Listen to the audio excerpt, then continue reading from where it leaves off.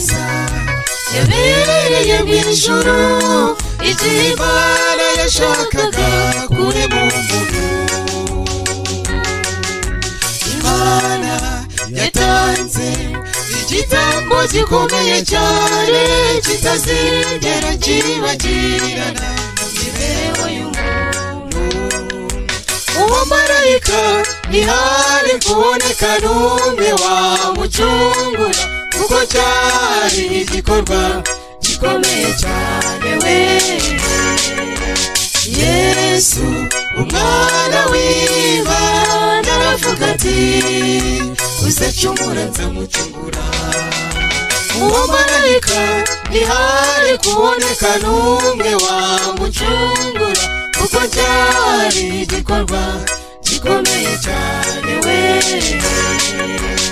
Yesu umwana w'Imana aravuga ati uzacungura nzamucungura.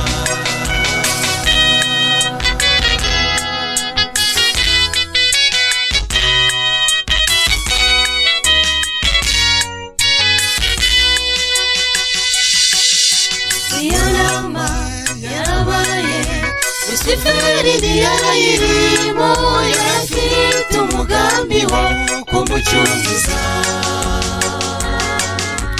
Ariko aho ngaho yaribeshaga cyane rwose kuko mu ijuru hari habonetse igitambo cye. Uwo marayika ntihari kuboneka n'umwe wamucungura kuko cyari igikorwa gikomeye cyane. We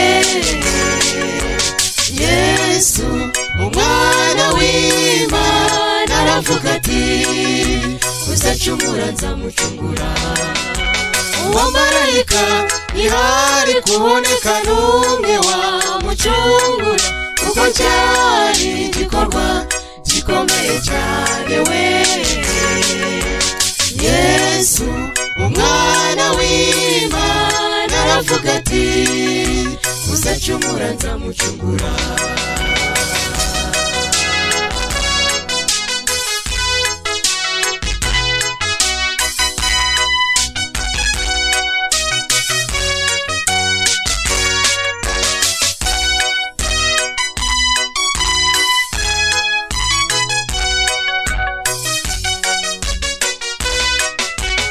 Intsinzi yabonetse iturutse mu ijuru ku Mana, niyo yabaye igisubizo ku batuye isi. Umugambi wa Satani wo kurimbura ikiremwa muntu uburizwa mu n'intsinzi rwose yo kumucungura. Uwo marayika ntihari kuboneka n'umwe wamucungura kuko cyari igikorwa gikomeye cyane. We Yesu umwana w'Imana aravuga ati uzacungura nzamucungura. Uwo marayika ntihari kuboneka n'umwe wamucungura kuko cyari igikorwa gikomeye cyane. We Yesu umwana w'Imana aravuga ati uzacungura nzamucungura.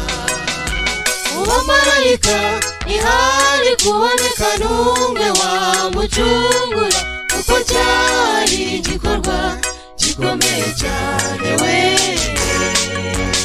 Yesu umwana w'Imana aravuga ati uzacungura nzamucungura.